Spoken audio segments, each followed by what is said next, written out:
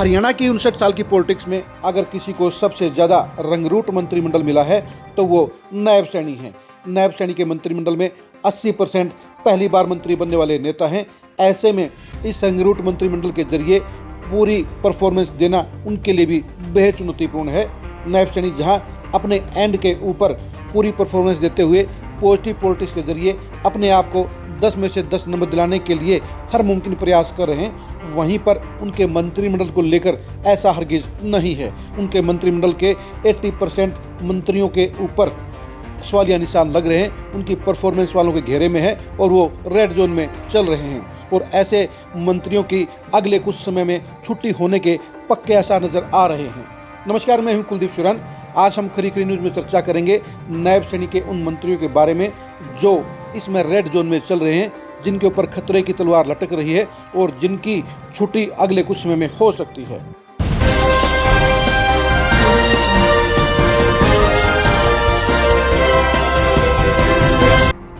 नायब सैनी की सरकार में राव नरवीर, विपुल गोयल और अनिल विज ही ऐसे 3 चेहरे हैं जो एक्सपीरियंस वाले मंत्री हैं, लेकिन बाकी के सारे मंत्री रंगरूट कहे जाएंगे क्योंकि उन मंत्रियों में से महिपाल ढांडा भी महज 6 महीने का एक्सपीरियंस रखते हैं, तो उन्हें भी रंगरूट का मंत्री ही कहा जाएगा और उनकी परफॉर्मेंस भी सवालों के घेरे में है।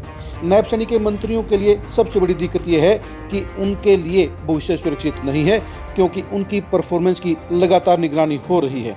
दिल्ली हाईकमान हरियाणा के मंत्रियों की परफॉर्मेंस को लगातार नोट कर रहा है, उनके विभागों की गतिविधियों को लगातार जांचा जा रहा है, मंत्रियों के रिजल्ट को लेकर भी परखा जा रहा है। यानी सारे के सारे मंत्री इस समय निगरानी के रडार पर चल रहे हैं और ऐसे मंत्रियों की अब छुट्टी हो सकती है जो नॉन परफॉर्मिंग साबित हो सकते हैं।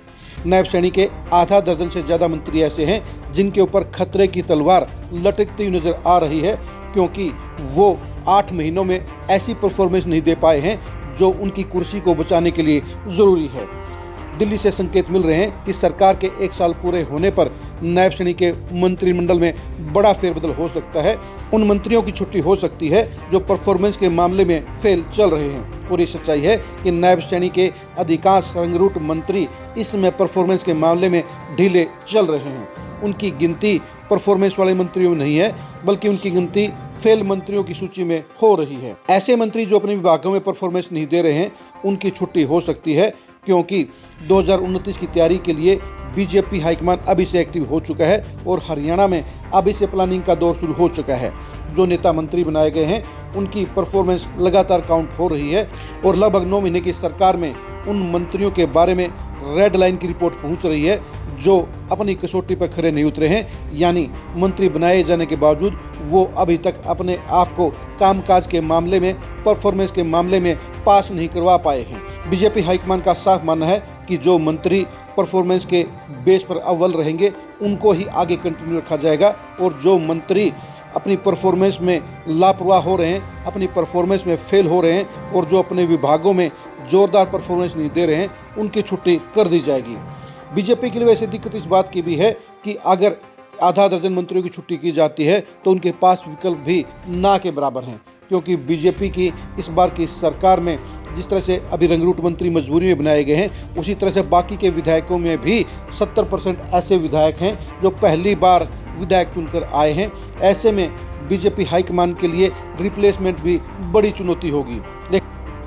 लेकिन ये भी सच्चाई है कि बीजेपी हाईकमान फेल साबित होने वाले मंत्रियों की जगह नए चेहरों को मौका दे सकता है क्योंकि जो मंत्री परफॉर्मेंस नहीं देंगे उनकी कुर्सी सलामत नहीं रहेगी क्योंकि बीजेपी हाईकमान अब लंबी रेस के घोड़े चाहते हैं और यही वजह है कि ऐसे नेताओं को विकल्प के तौर पर अभी से तलाशा जा रहा है जो फेल होने वाले मंत्रियों की जगह ले सके।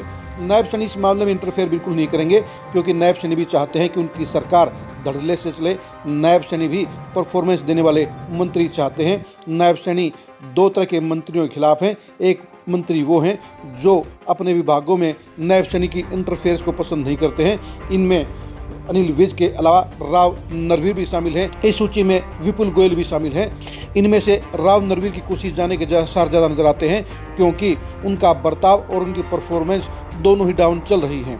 बेशक से विपुल गोयल की पटरी भी अभी तक नायब सैनी के साथ ज़्यादा नहीं बैठी है, लेकिन वो फिर भी उन मंत्रियों की सूची में शामिल हैं जो 50-50 चल रहे हैं। लेकिन बाकी के आधा दर्जन कैबिनेट मंत्री ऐसे हैं जिनकी परफॉर्मेंस का लेवल बेहद खराब है। ऐसे में मंत्रिमंडल के बदलाव में उनकी कुर्सी जा सकती है और उनकी जगह नए मंत्रियों की एंट्री हो सकती है। नायब सैनी भी किसी मंत्री का बचाव नहीं करेंगे।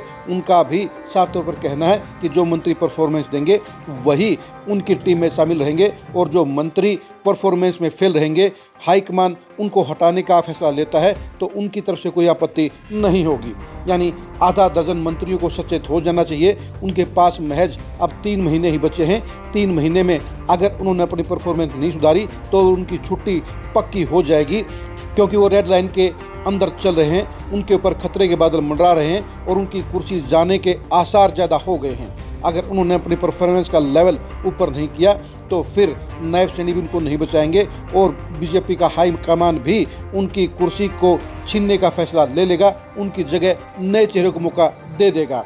आप नायब सैनी के मंत्रिमंडल में किन मंत्रियों की परफॉर्मेंस सबसे बेहतर मानते हैं, उनके नाम जरूर बताइए। आपकी नज़र में नायब सैनी की सरकार में कौन से मंत्री सबसे ज़्यादा फेल हैं, उनके नाम भी जरूर बताइए। आप हमारे फेसबुक पेज को फॉलो कीजिए, आप हमारे यूट्यूब चैनल को सब्सक्राइब कीजिए। नमस्कार।